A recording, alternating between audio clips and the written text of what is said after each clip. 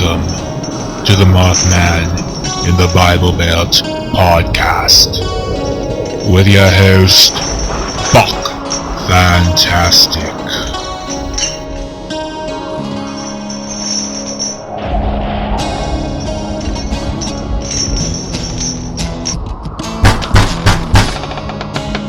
Girl Scout cookies.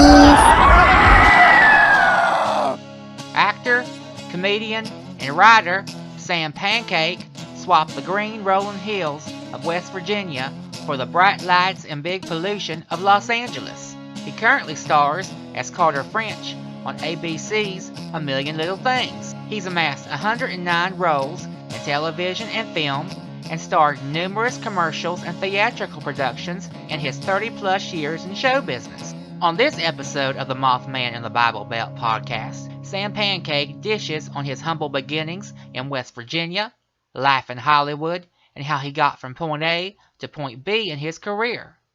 Join me, your host, Buck Fantastic, for another exciting episode of the Mothman in the Bible Belt podcast. Lights, camera, action! What was life like growing up in Romney? Life was good. It was, the good parts were just the small town, all the almost now stereotypical wholesome small town events. Like, since it's around Halloween time now in the fall, I miss living in LA. I miss like the piles of burning leaves and the smell of just fall coming in, and the frost is on the pumpkin kind of things, and like an old-fashioned Halloween. Christmas's holidays were amazing. I loved living in the big house that I grew up in. I loved being in the river. There was lots of it I liked. I'll just stay positive and say that. But also, like, I knew I wanted to live in a city. I knew I was born a city boy, and I always wanted, even though I'd never been to a city, because prior to Romney, from my first grade and before, we lived in Somersville, West Virginia, Nicholas County. So though I have nothing but, because that was such a young, innocent time, I have nothing but the best memories of my life from Somersville. You go to the lake a lot? We did. One time my father, I thought he threw me on purpose, but he turns out literally a few years before he died, he told me that he accidentally dropped me in.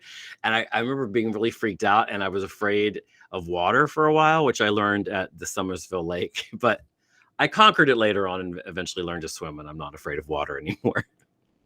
You said in previous podcast interviews you were depressed and suicidal as a child. How did you get through that?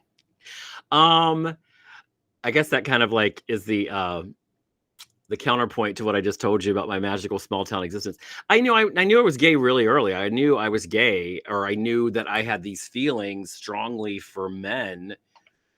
No other way to put it, when I was like 4 or 5. And I knew that, like, my dad was a preacher. It was very Christian, very, especially in the 60s and 70s there and 80s through the 90s and on, like a very, conservative,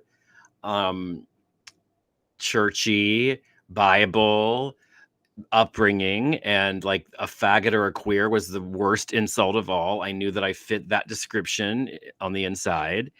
The other insult was calling other boys a woman, which is, when you think about it, you don't even have to think about it. It's so misogynist. Like, that was such an insult, which always confused me because I knew nothing but like amazing women, and girls in my life in West Virginia, like all my relatives and all my friends. So I always thought that was weird. And, I was fairly effeminate. I didn't play sport. I mean, I played sports. I wasn't great at them. My family was big, and everyone was pretty athletic but me. And we were competitive. And, so that was, the suicidal stuff was just like, I was just really depressed, especially in 5th grade. Had a teacher that was really rough. I had just come out of 4th grade where I had a teacher who was amazing. It just shows to go how one teacher can make such a difference in your life. Right? Right. And I've had some amazing ones, and I've had some freaking nightmares. So I was just how I got through it was, one of the things I remember learning in Sunday school was like, if you commit suicide, you go straight to hell. And I was like, I don't want that. But then I I remember questioning my Sunday school teacher. Poor woman. She was just like the doctor's wife or whatever. She wasn't some biblical scholar. There's these nice church ladies who were teaching Sunday school. I was like, oh, my grandfather committed suicide. Is he burning in hell now? And she did not know how to handle that. So that was like, and I also was just like, it wasn't that I wanted myself to be dead. I just wanted out. I wanted a different life. And so I escaped through, TV and movies. And the thing that kept me going was, which keeps me going to this day, whatever this thread, this will, this perseverance, this ambition, this drive that I had, this creativity that I have that like got me through that. Cause I always knew one day I'm going to get through this. I'm going to move away. I can have a boyfriend, maybe if I live in a city, and no one will try to kill me or beat me up. And I wasn't horribly bullied by anyone, I have to admit there. But I just felt internally the anxiety and fear all the time of being found out and what would happen to me, and the shame of embarrassment on my family and all that stuff. So that's what was hard. Were you subjected to conversion therapy? No, I wasn't, because no one knew I was gay. Like, I never came out. I never said I was. I wasn't caught. Like, I'm sure anyone, people could sniff it out of me. I got called faggot a few times, but I think almost everyone did, no matter what their situation was on schoolyard, rural West Virginia, because it's such a macho culture, and then would try to convert me because no one, that would have entailed me saying, hey, guess what? I think I'm gay. Of course I wasn't gonna do that in the 70s and 80s in West Virginia. No. So how did your minister dad take it? Take what? You coming out? Honey, I never came out to him. We never talked about it. This is called old school Southern waspy. We didn't talk about anything. We were not, there's 6 kids. We were not emotionally close. My father's a whole different podcast. Just suffice to say, in my young adulthood, I had an aunt that I was very close to. She was like my mom's sister. She's like my second mom, who I came out to. I had the support of my 5 siblings. And one of my straight sisters was like, I was like, should I tell them or him? And they were like, why bother? They don't care about our lives. I mean, why make it harder for you? This was the thinking back then. And I have a sister who was gay, and back in the day, she tried to come out to my mother, and my mother said, your personal life is better left private. That's how we were. We didn't talk about things. We didn't talk about emotions. There was no I love. It's different now in the family. And my father died in 2018, but there's just like, it's really hard to really sum up in a few sentences, but no, I never came out to my father. You and Drew Drogi, aka Drogi, hard G. Drogi, aka Chloe Sylvania and Forrest Gump, had a 2-man act called Strong Choices. What inspired that? Oh, well, there was a show we did.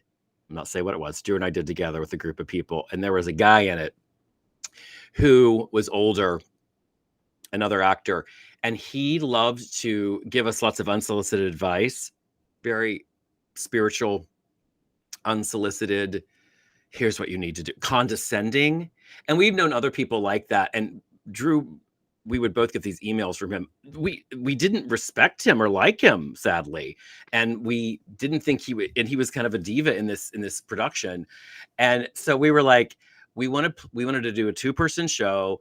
We wanted to, and I don't remember the specifics, but other than that, we just got together and we came up with these names, Piotr and Grimsley, and that these were guys who were like, had been actors, had chosen to leave Hollywood, had chosen to leave show business, but actually never got any work as actors, and moved up in the desert and started their own spiritual self-help center. And they were just these stinky, hippie, gay exes who are always fighting, like who have the ego to think that they need to come down to LA or New York and teach these workshops for $750 a person.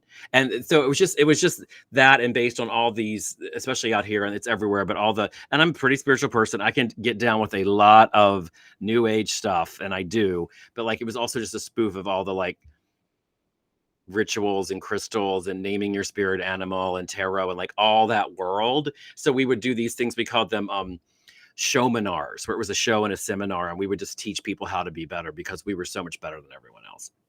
Many people know you from Kitchen Confidential, A Million Little Things, Lovespring International, Arrested Development, Pretty, and Will and Grace. Yeah. You had parts in Movies like Legally Blonde 2, Dumplin here recently, Gia, which I happen to love.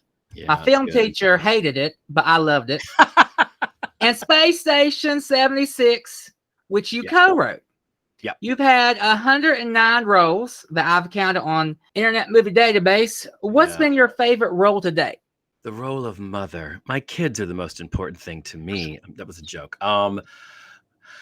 I really, wow. I loved Lovespring a lot because I was a series regular and you make more money. And I really loved improvising with my friends like Jane Lynch and Wendy McClendon Covey and Jennifer Cox and Jack Plotnick. And I helped to kind of create that show a little bit. I got to put some input into it to the producers and creators, which was great. I really liked that. This is me in middle age. I like the ones where I make money. I love doing Dumplin. I mean, there's different roles. There's two different aspects, or at least two aspects.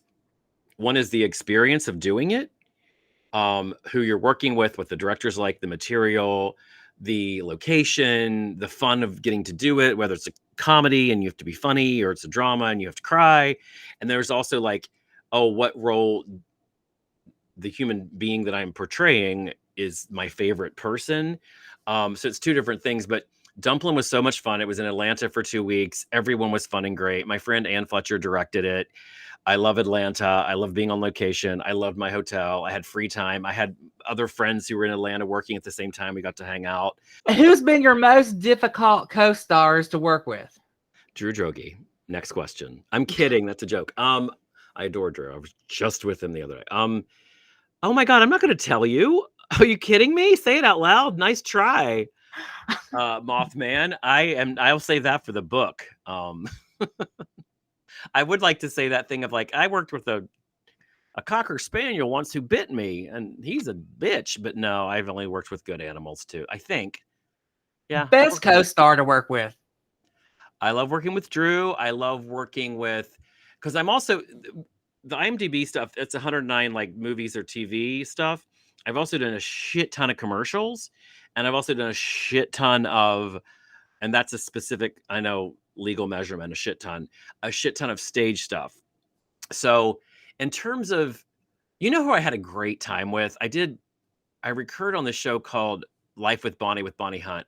And that was also heavily improvised. And I got to do 2 of them with Dax Shepard, who I love Dax. And he was so much fun to work with. Now I'm just like thinking back, this is all like 20 years ago. I got to do, now I'm blanking. It was always fun to do Will and Grace with Sean Hayes and Megan Mullally. I've always liked working with Alison Janney. I've got to work with her twice. I think she's amazing. Julia Louis-Dreyfus, I got to do Curb Your Enthusiasm. Well, these are people I only got to work with for a day or two-ish. So it would be really hard to have a bad experience in a day or two. Though those women, those 2 are well known to be like the best ever, you know.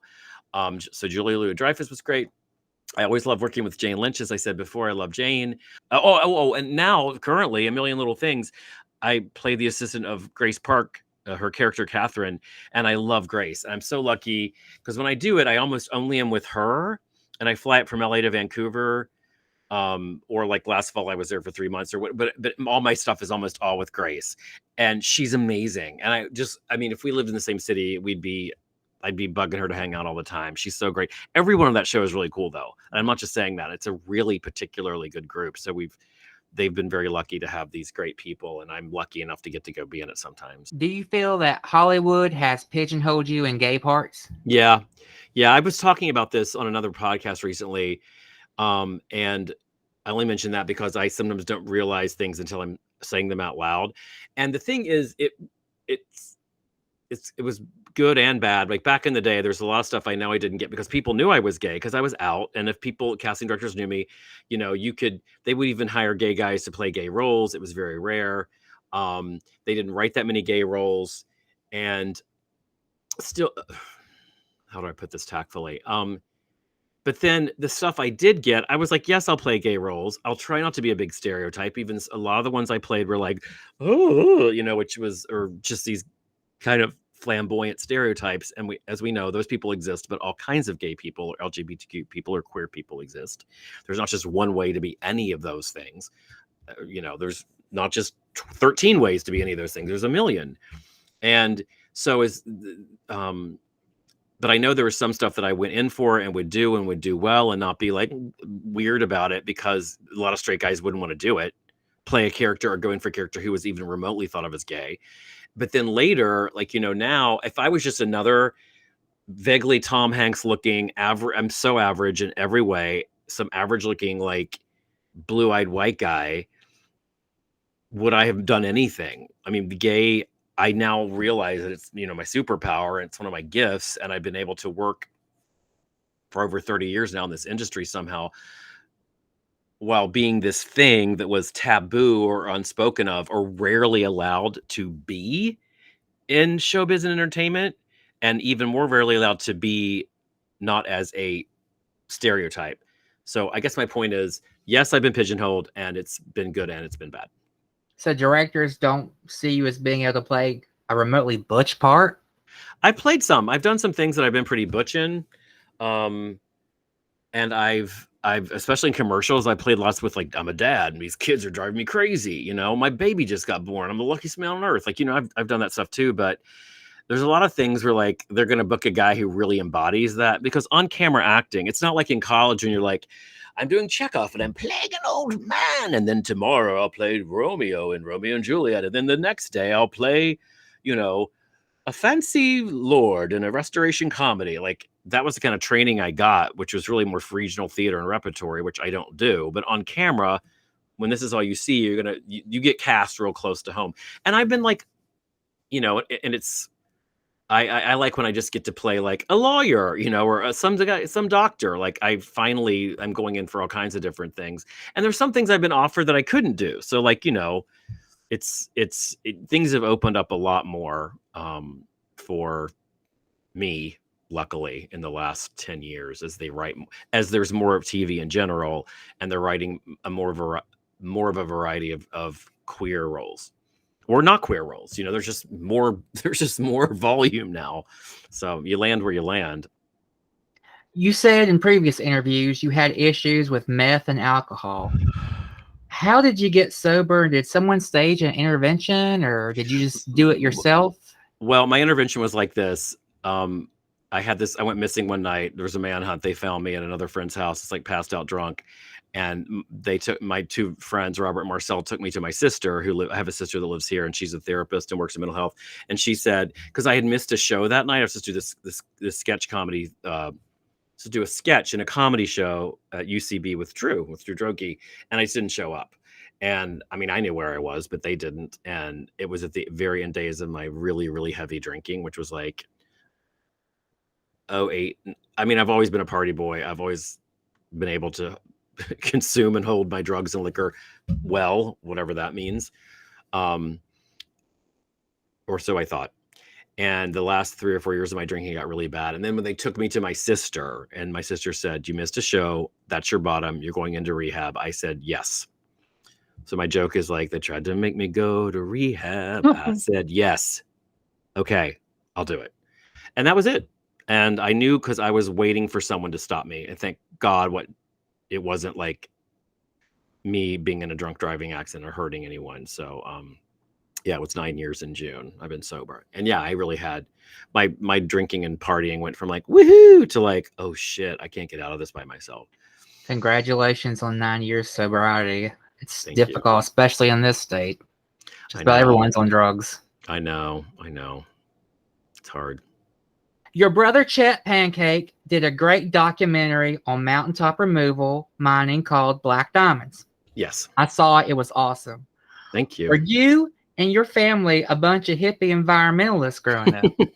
No, it's interesting because we also didn't grow up in coal country. Like we did when I was in Nicholas County in Somersville, but then we moved to Romney, which is, there's not coal in Romney. It's in the Potomac Highlands. It's more like, it's there between Maryland and Virginia. And their farms when we were little, at least, like, farms and orchards and hunting. And it's really beautiful and, small town life, but it wasn't coal country.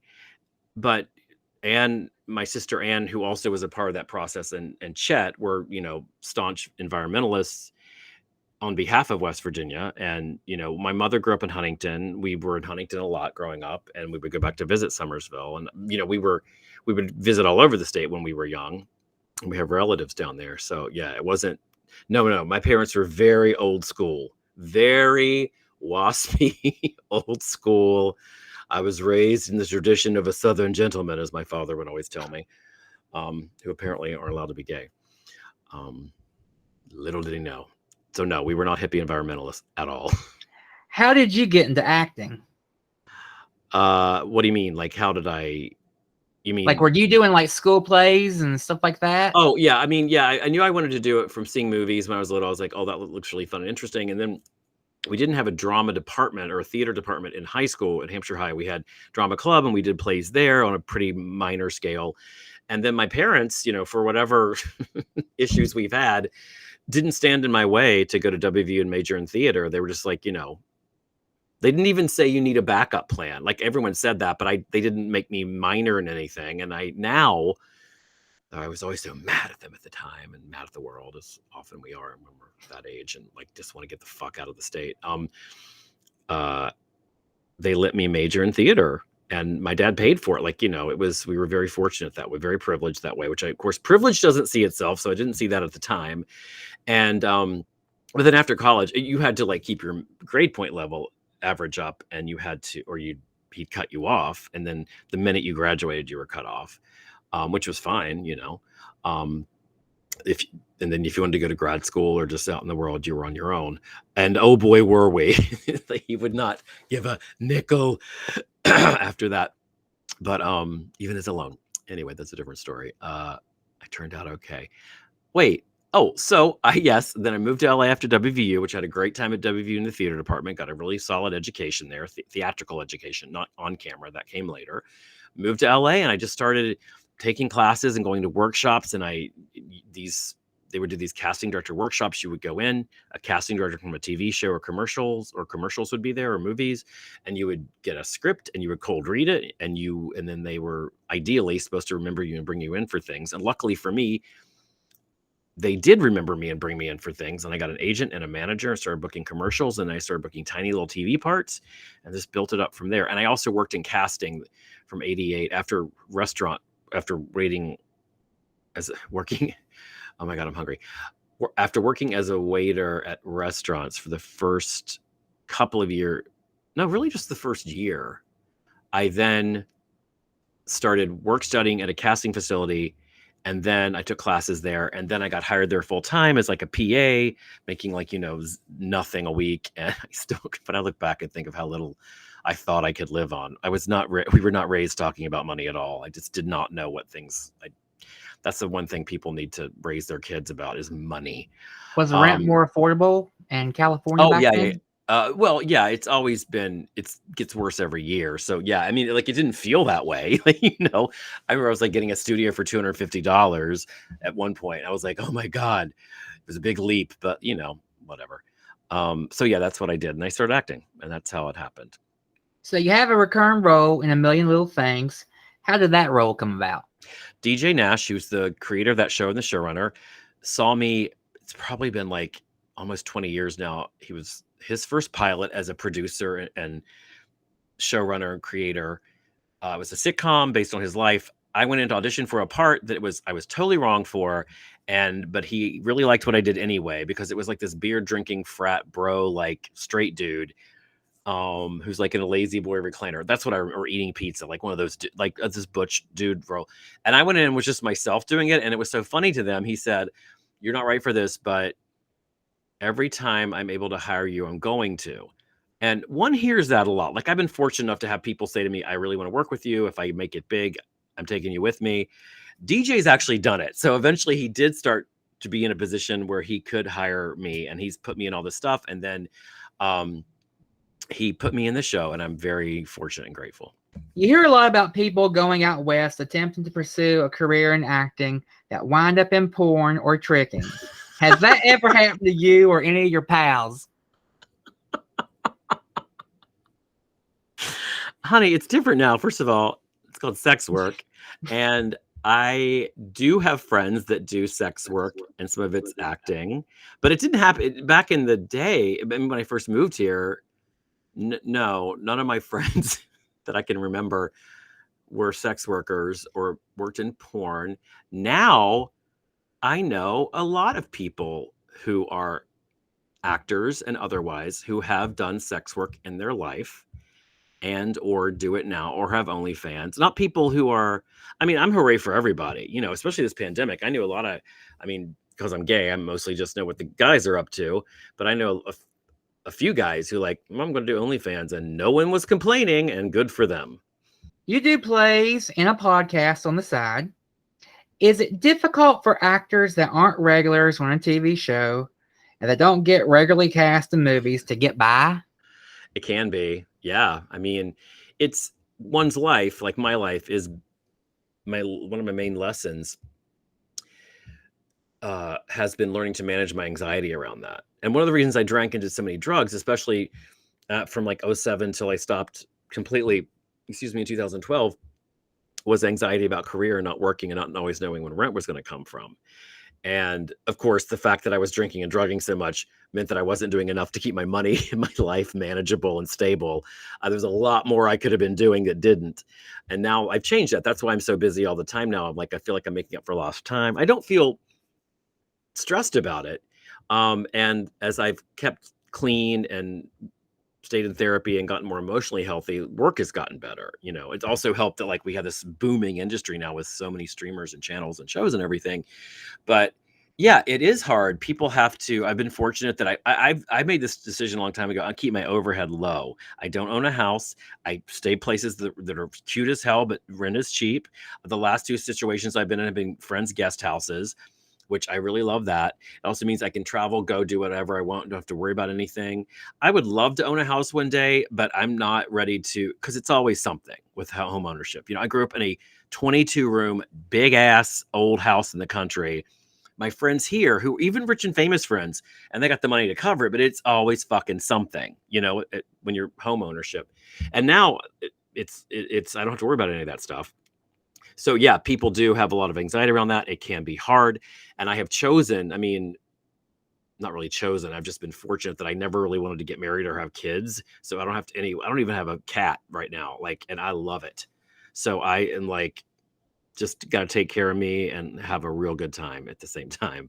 And then, you know, and I've learned how to manage my anxiety around not knowing what's coming next. But also the good news about that stuff is it forces you to be more creative. You got to write, you got to do a podcast. You got to write a play. You got to write a one-man show, which I've done a few times. You got to come up with characters. You got to ask your friends like Drew, do you want to do a two-man show? Let's get some money. You know, the thing that I say to young people now, or I wish I could have said it to myself, is make friends with the hustle, because it never stops.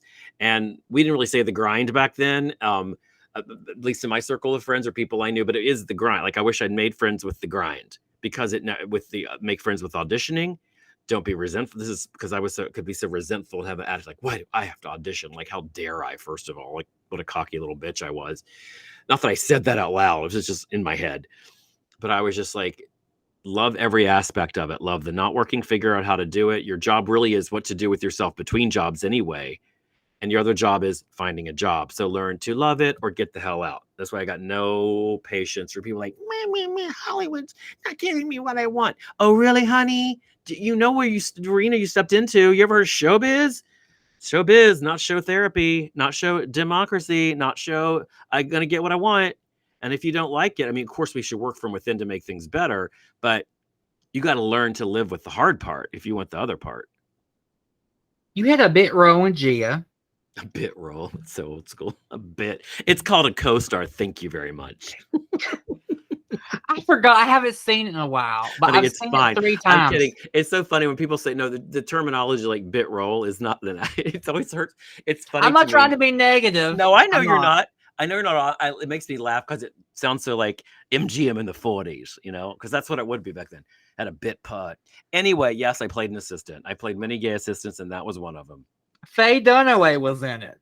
I know. Was she exhibiting diva behavior on set or getting homophobic with the gays? I was never with her. I don't know. I've only her scenes were all with her and Angelina. Angelina was amazing and fantastic, and it was before she was famous, or people really didn't know that much who she was, and I was in awe of her acting ability. That's the only her and I worked with this woman who played the other assistant, and then I worked with the guy who played Scavullo and Angela. So I sadly never crossed paths with Mercedes Rule or Faye Dunaway.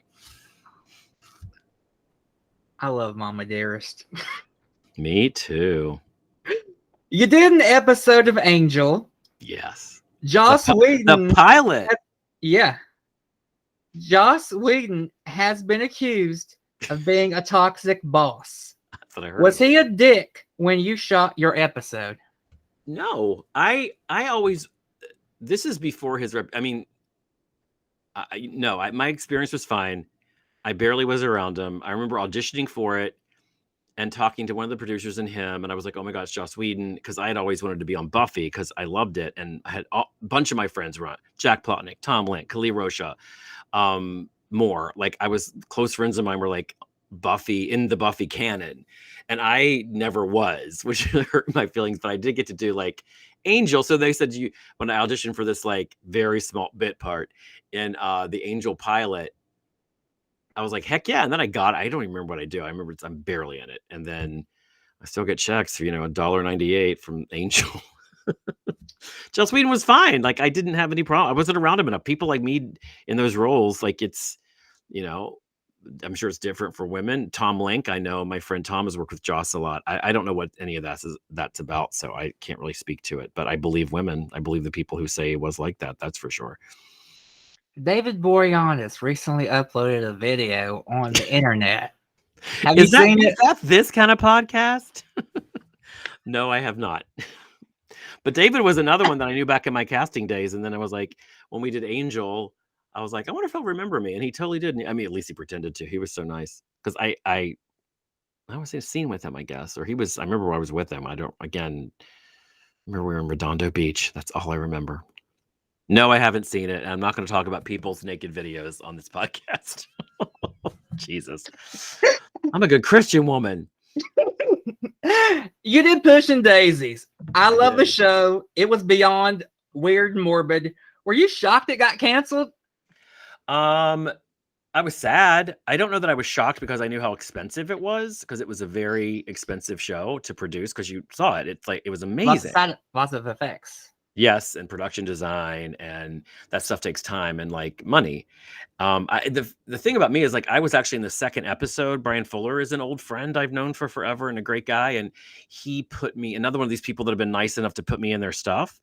And I had this whole little, in the second episode, I play a florist at the funeral home from the pilot, I think, and then I die, and they have to wake me. He does. Lee Pace does the thing to me that he can do, where I come back to life forever, and they question me but I remember I was in a morgue set on a slab in my panties, laying in a morgue, and it was creepy.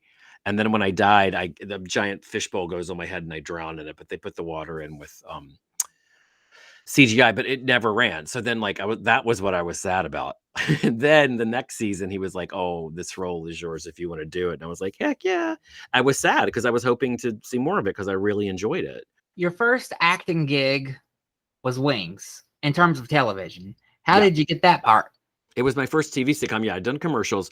But like I was saying before, I was working at working at this casting facility called PAG, Professional Artist Group. They had these casting director workshops that you would 6 weeks, whatever it was, $150, $200.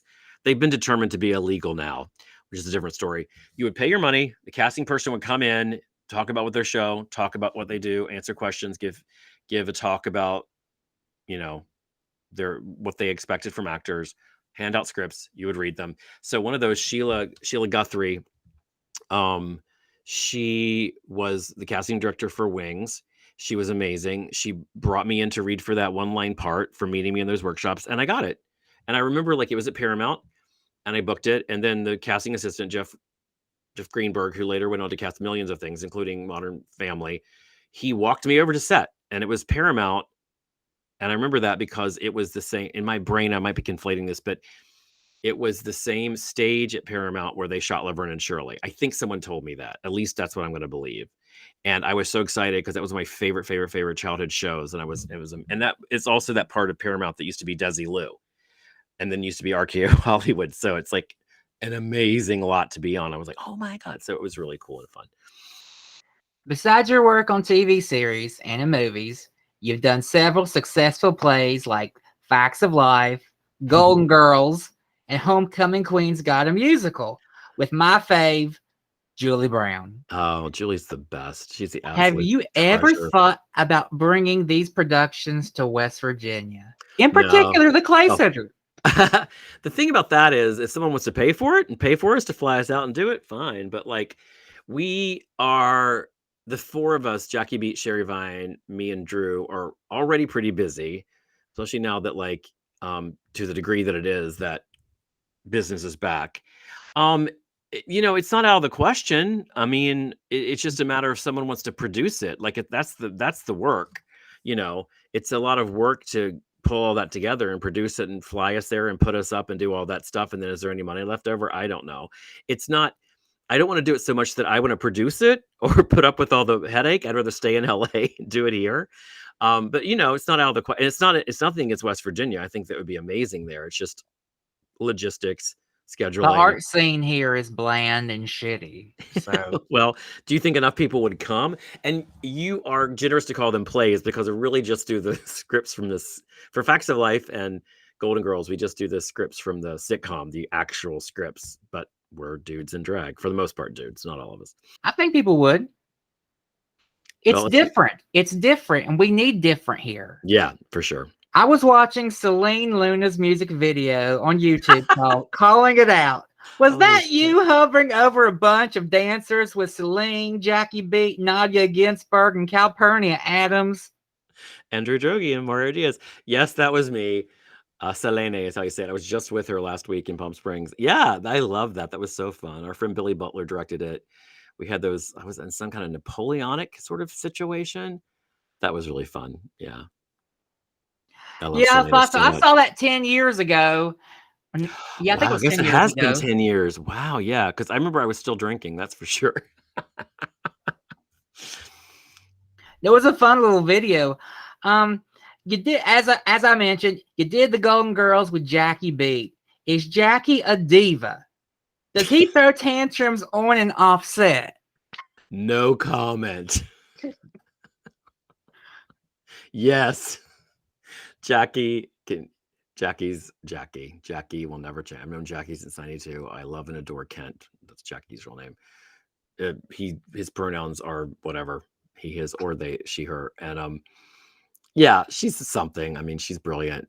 Lots of brilliant people are, a little high strung, a little high maintenance. I love his videos. They're hilarious. A fucking genius. Yeah. I first discovered you in the mid 2000s. I bought Medusa Dare to Be Truthful directly from Julie Brown, the DVD. The DVD, somehow, it came here, it popped out of its case, it was scratched to hell.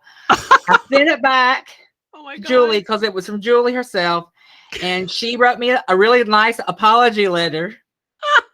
And she sent me her CD single of I Want to Be Gay. And on the back was you as singing backing on that. Yeah, that's how I first discovered you. That's wild. How did you meet Julie? I'm trying to remember. Well, I first knew of her back when she did her show on MTV, Just Say Julie, right? And which I loved. And then I always thought she was, and then we knew people in common. And I don't remember. It's weird. I don't remember. I do remember the first time I worked with her was she was doing her one-woman show at Casita del Campo, where we now do Golden Girls. Of all her greatest hits, which you would have loved. And then me and Terrence Michael, who we had just done Facts of Life together. He played Cousin Jerry and I played, that's how we met. Now it's coming to me. When we first did Facts of Life in the late 90s, Christian McLaughlin, who was he's a writer, a TV writer, and writes lots of things, but he was the producer director and he pulled that together. And he knew Julie. And so she was one of we had rotating guest Natalie's. We had like Margaret Cho, Jackie Beat, and then Julie. And then that's when we were doing the Facts of Life, life stage version. And after that, immediately the Chips live stage version. And me and my friend Steve Sobel played Joe and Blair, and then Ponch and John. So Julie was in that, and that's how I met her. And then a couple years later, she asked me to be her like backup dancer, singer, drag queen for her one woman show, which I did a few times. That was in I think 04, 05. And then we stayed friends, and then she always included me in things. And here's the thing about Julie that I adore: she always pays you. Like, this is the thing about Jackie Beat too. Like, I love it when people pay me, and I love to pay people, and I love it when my friends or acquaintances or anyone's like, hey, even if it's just $50. And Julie is that woman. She always will pay you, which is not true, which is rare in this town. So, and then she asked me to do that voice on that record.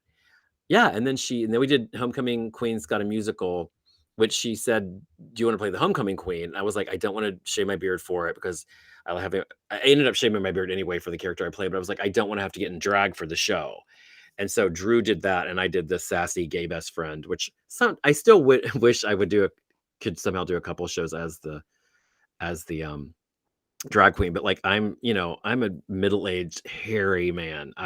Getting into cute girl drag takes me a minute, and I am not a makeup expert by any means. In fact, when I do drag, not in Sophia for Golden Girls, but when I do other drag, like when I did Blair and Facts of Life, I hire my friend to do my makeup, and I pay them. You starred with Ginger Minge in the movie Dumplin. Yep. Ginger was on RuPaul's Drag Race All-Star 6 this year. I thought she was cheated. In my opinion, Ginger should have won the crown. What's your thoughts? I got to tell you, this is the only one I haven't seen. Like, I don't have Paramount Plus, and I didn't see it. Who won? I don't even know. Kylie Sonique Love. Okay. I didn't see it, so I can't. I love Ginger, but I cannot speak knowledgeably about this loss. I'm sorry, but I'm sure she did deserve it because she's amazing. Ginger was kicking ass. Great. Oh, she's incredibly talented. Very. Speaking of drag, you had a part in a really great movie, Girls Will Be Girls. Oh, yeah. Is Jack Plotnick as eccentric as Evie off camera as he is on?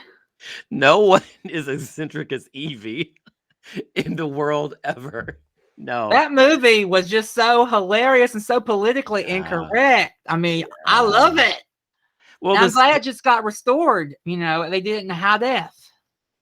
Oh, great. Oh, that's good. Okay, cool. I didn't know that, or maybe I did. I think it was last year or early this year they re-released it. It's truly one of the funniest things ever. I'm so grateful to be a part of it. And we shot the sequel. Well, the sequel is all shot, but Richard Day, who wrote it and directed it and produced it, he's doing the second one that we're all in, but he is doing this is what my understanding, and I know this from Richard, but also from Jack.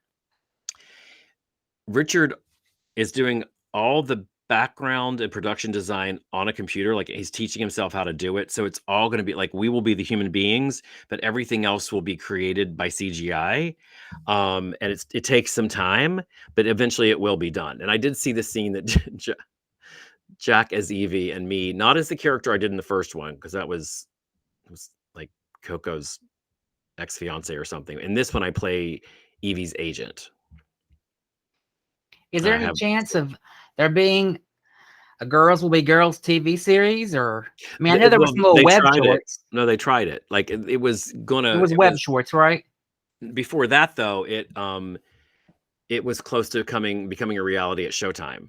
And like many things, I've been there a billion times. Things I've been a part of or known about or been a major part of get real close and they don't go. It happens all the time. That's the other hard thing about Hollywood. So many things you think are going to be the next big thing or not, or don't go at all, or the pilot's made, it doesn't go, or there's 13 episodes and no more. But I don't remember why it didn't go at Showtime at the last minute, but it didn't. And so then they shot those shorts for the who knows? I think it's now that it's a friendlier drag world, a world that's friendlier to drag now. Who knows? We'll see. Do you think political correctness is going to stomp drag out, or? I don't know. I don't know anything. Who knows?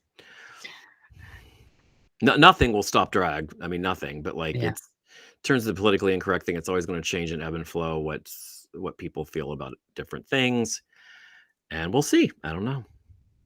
As I mentioned previously, you co-wrote the script for Space Station 76 in the early 2000s with, I know you co-wrote that with Jan Brady, Jennifer Elise Cox, Yeah. and Jack Plotnick. Why did it take so long to get the wheels in motion to get it actually filmed? Same thing. It's just like hard to get things going. Jack, we co-wrote that through improv that we developed in Jack's living room, and Jack transcribed everything, was the overseer, and it was his initial idea that we wanted to do something that was like the ice storm in space. We did it as a play and it went well. And then we sold it a couple years. This was in 2001, I remember, if I remember correctly. And then by 2003 or 4, we sold it as a pilot to Comedy Central. And we were all going to play our roles. And then it just didn't make, it's in development there and development, and then it doesn't go eventually, again, it was kind of ahead of its time. I feel like that was the era of Comedy Central, where it was like, the man show and all that shit. And then, everything, and Jack worked steadfastly on getting it made for years. And there were different iterations of like, this star might be in it. The Kristen Wiig. For some reason, Kristen Wiig's in my, like, Kristen Wiig might do it. This guy might do it. That person. And that takes forever, especially when it's an indie production and it's a sci-fi thing. And so that when it actually eventually got made, because I played the captain and the part that Patrick Wilson played in the movie, and my joke was, oops, I forgot to become a movie star. We shot that in, I think, 2012.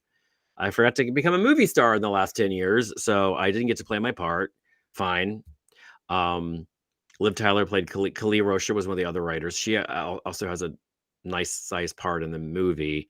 I think the movie's wonderful. And I think Jack did an amazing job, and we got paid to be writers. So that was nice. And there were some, there have been a lot of feelings and upsets and highs and lows around that production that I won't get into, but I'm glad it's made. I know it's a very specific, odd little creation, but I really wish that it had done better. I wish more people had seen it at the time. And people, the good news is, like everything, people will continue to see it. I mean, I still get the freaking residual check, so somebody's watching it somewhere. Did the script get butchered by the time it went through past this, I'm guessing, many hands? No, because Jack, that was the thing about why it was so hard to get the money, was he wasn't budging on certain things. And he wanted it to be a very specific way. Because when Jack wants something a certain way, it's going to be that way. And he is very steadfast about that and has a very specific vision that he knows how to execute and does really well. So no, it didn't. It was different than the play, but it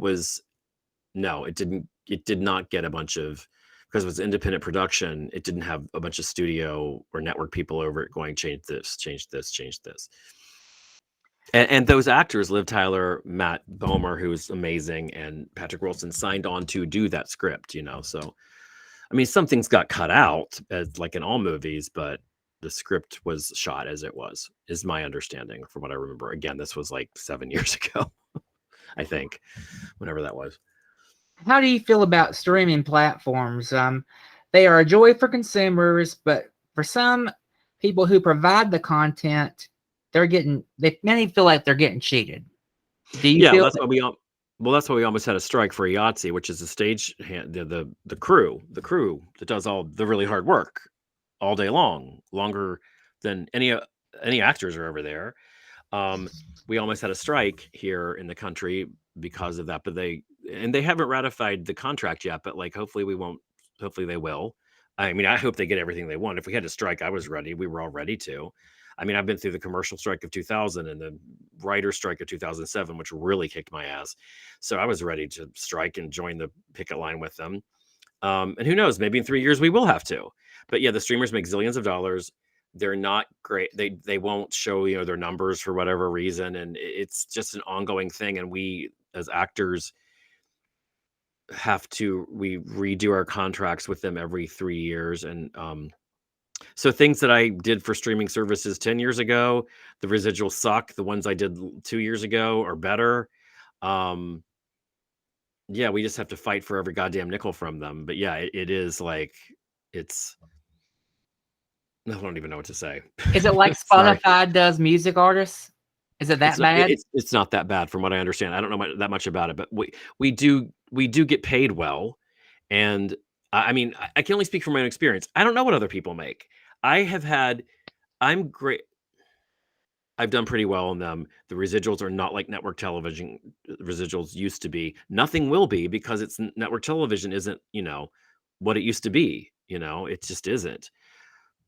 So, I mean, I'm grateful in general. I think most people are for more jobs because when I started, there were 3 networks. When I moved here in '87, there wasn't even Fox.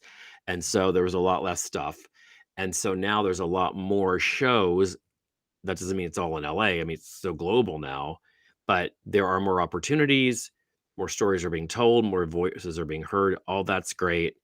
You just have to pay people fair wages. And with the crew, it wasn't even the money. It was like getting a meal break, having a turnaround, like you can't drive these people like you shouldn't even work an animal, and it's also illegal to work an animal that much, with these because they wanted a turnaround time. Like for actors in our contracts, it's 12 on, 12 off, or supposed to be, 12 hours on set, then you have to give us 12 off, or they have to pay more of these.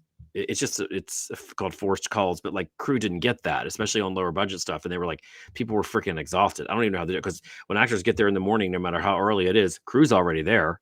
And when you leave, almost always crew's still there when you leave. So that's what we got to really take care of now is taking care of the That's crews. union work? That's union. Those are union crews. IATSE, yes.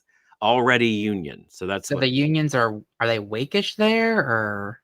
I can't even get into it. It's too much. They're better. They're pretty good, I think. I know you're a SAG-AFTRA member, right? Yep. 12,000 actors lost their health care. Or we're in the process of losing their health care. Do you know what's going on with that? Damn, I didn't know you were gonna ask me all these news questions. No, I don't. I mean, it's unfortunate. I actually don't right now. I know that sometimes in one's life, one has to take care of oneself and just like get that out of the way. Some people, I've never been someone that's run for a board. I always vote in the SAG elections.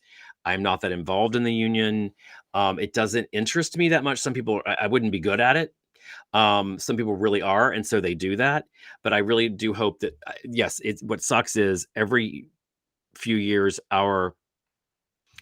this is so boring to most people. I can't imagine that anyone would care. Our health insurance, SAG health insurance, is a completely different entity than our union. So the issue is with however that SAG health thing's being run, they keep saying we're going to run out of money unless we raise premiums and raise the required amount you have to make a year. So every year that goes up, and in most, I mean, ideally it'd be like, oh, things are going well, business is booming. So yeah, that should match with what actors are making. But we know with acting and most creative jobs, it's like that. When I'm doing listeners, is my hand up and down, have a 6-figure year, have a low 5-figure year, back and forth, up and down, a couple of these, a couple of that. So yeah, every year I'm just like, whew, that I've made health insurance and paid into my pension. I'm just really grateful. But yeah, they need to figure all that out. And I don't know what's going on right now about it. I'm sorry. Last year on an episode of Love It or Leave It, you spoke about age discrimination in the gay community. And one young man said something really snarky with you about he'd rather be dead than be your age. Mm-hmm. I mean, do you see that a lot from youngins? No, he was just being a real bitch, and he was trying to be funny, and he had done some other things to me too. The thing was about that was crazy because it was, I had no idea. I was just asked to do a podcast like this one, but it was on stage and had a really big crowd, and then and then they said, submit 3 things to rant about. And I submitted 3 things. They picked that one. And so when it comes up on the rant wheel or whatever it's called, you rant about it. I didn't plan any of that.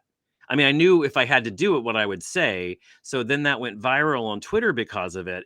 And it's not like, and I spoke more about it later. There have been different interviews. You can Google them. You can read about what I've said about it. But just briefly, I don't experience that a lot. But I don't look to be offended. I don't look to be, my friends and the people I'm around, or you teach people how to treat you. That's what I thought was weird about that guy, because that guy had been a dick around me, and lots of people. Let me just be clear. That person had treated lots of people really badly. I wasn't me picking on this. And I've never said their name or any of that. They know who they are, but so I wasn't trying to cancel or lambaste this person. I just happened to be doing this rant on a podcast and people really responded to it. So what I would say, what's important of that is like, there are a lot of gay men or queer people who are older who do feel, prejudiced or feel prejudice or bigotry or judgment or like offense from people that are younger. But which sucks because they don't know what the older people had to go through and how many of our friends and compadres and family, for me and my boss and people that we lost, and how we had to watch our friends die, you know. And just my point was that, like, just take a breath and, you know, don't be a dick about older people, because I think I say something like a whole legion of men and women died. So you could have the life you have now. So you could be like out loud proud doing your YouTube videos, doing your Snapchats and your TikToks and queer all the time. And even my friends who are, 10, 20 years younger than me say, oh my God, the kids now have no idea what it was like for us, even in the 90s or even in the thousands. Like, things have just exploded lately. Any projects you want to talk about? I come back talk soon. about. I come back soon on A Million Little Things. My character Carter comes back on the 7th episode of the season, and then I'm going back up there next week to do another episode, and hopefully I'll be on more. And we're doing Golden Girls again. You can follow my Instagram. I'll say that. Follow me on Instagram at the Sam Pancake, Twitter Sam Pancake, TikTok. I'm going to start TikTok, and it's at Sam Pancake 1, the numeral 1. And you can follow me on Facebook. And yeah, things are always popping up that I'm doing. We're doing Golden Girls again the middle 2 weekends of January if you're in LA. And that's all I know about for now. Sam Pancake went from waiter to Hollywood actor. He wasn't an overnight success, but with perseverance and great ambition, he made his mark in the entertainment industry, and he's not done yet.